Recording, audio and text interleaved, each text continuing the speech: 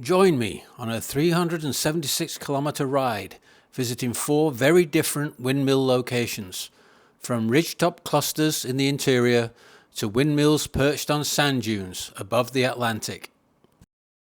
Each spot has its own personality, different shapes, different materials, different states of repair, and different stories, but all of them are part of Portugal's windmill heritage. I'll show you what makes each one unique and a few details that really stood out. Let's start inland on the ridgeline of the Serra da Atalhada.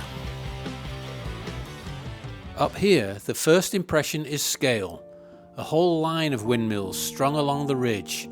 It feels like you've arrived at a whole wind-powered village. The high elevation provides a full 360 degrees of scenery.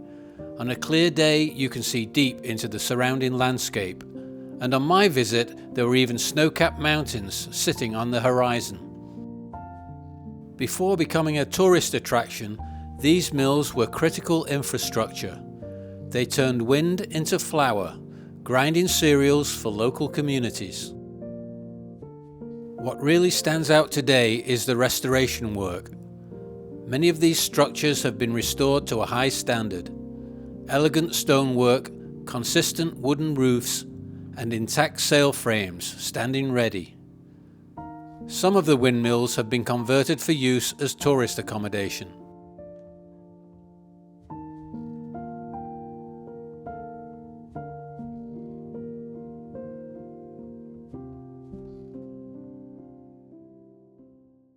Leaving the ridge, the ride continues on smaller, curvy roads, and the next stop has a totally different feel.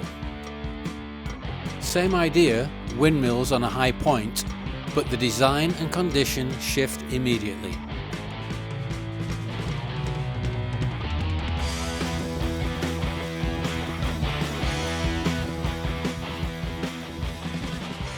Gavinhos is another hilltop windmill site near Penacova, and again the location makes sense. Elevation equals wind, and wind equals milling power.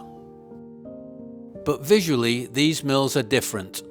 At Atalhada, the stonework and wooden roofs feel cohesive. Here, you start seeing a mix. Some mills look like traditional stone, others have smoother surfaces that read more like rendered or concrete finishes.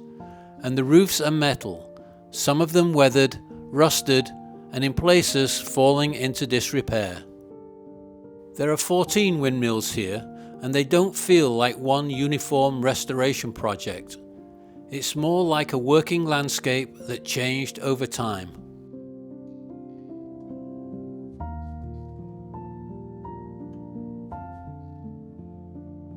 And towering above everything is the statue of the Immaculate Heart of Mary.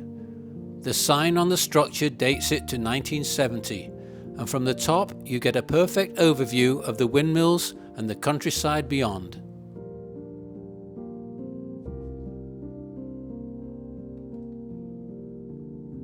As I rode away, I enjoyed a final glimpse of a dozen of the windmills from the cobbled road.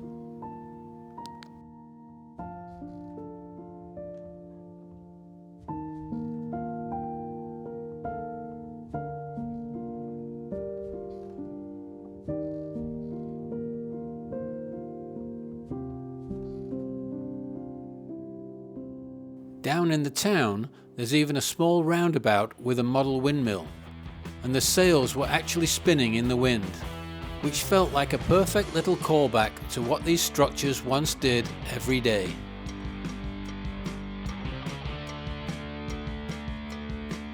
After a quick fuel stop, the sat-nav showed 162 kilometers to the next stop, about an hour 40, where the vibe shifts from grand ridgetop clusters to something much smaller and more personal. This stop is the outlier, a real contrast. Instead of a large group of mills on a high ridge, here you get just 2, sitting on a small rise surrounded by farmland near Navais. These are family-run windmills, restored very recently to a pristine standard. The focus here is keeping the milling heritage alive. One mill is kept operational for traditional grinding, while the other functions as an educational and museum-style space, which makes this stop feel less like a viewpoint and more like living history. And as a working mill, the traditional cloth sails are secured to the frames, ready to be deployed when work beckons.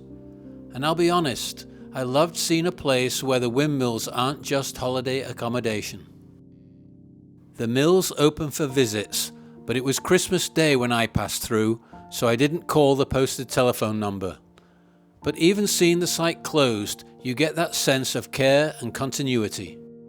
If you'd like to see one of these mills operating, I'll link a great video in the description below. And now for the biggest contrast of all, from farmland to the Atlantic. The final stop isn't just a new location, it's a whole different environment. Apúlia changes everything. These 5 mills sit on sand dunes behind the beach, positioned to catch strong coastal winds. After the ridgelines and hilltops inland, this feels almost surreal. Stone windmills rising out of the dunes, with the ocean right there. Like the other sites, these mills were built for practical milling work, but over time they fell out of everyday use. Today they have become private holiday homes, a completely different second life from the working landscape they started as. Normally you'd access them via a boardwalk across the dunes, but on my visit the old boardwalk was in pieces, piled up in sections, with a new one under construction. With the storms and heavy weather recently, it's easy to believe the coast won that battle. By the time I finished filming, it was around 4:30 in the afternoon and the sun was dropping. Not quite sunset, but that low winter sun was marking the end of the day. And that's what I liked about ending here. The ride starts with big panoramic ridgetop drama and finishes at sea level with dunes, beach and ocean. So that was my 4-stop windmill ride, 376 kilometers and 4 locations with their own identities, but connected by the same basic idea: use the wind, grind the grain, feed the community. Did you enjoy this style of video, mixing a day of riding with history and places that still have real character? If so, let me know in the comments and I'll try to do more of them. Thanks for riding along, and I'll see you in the next one.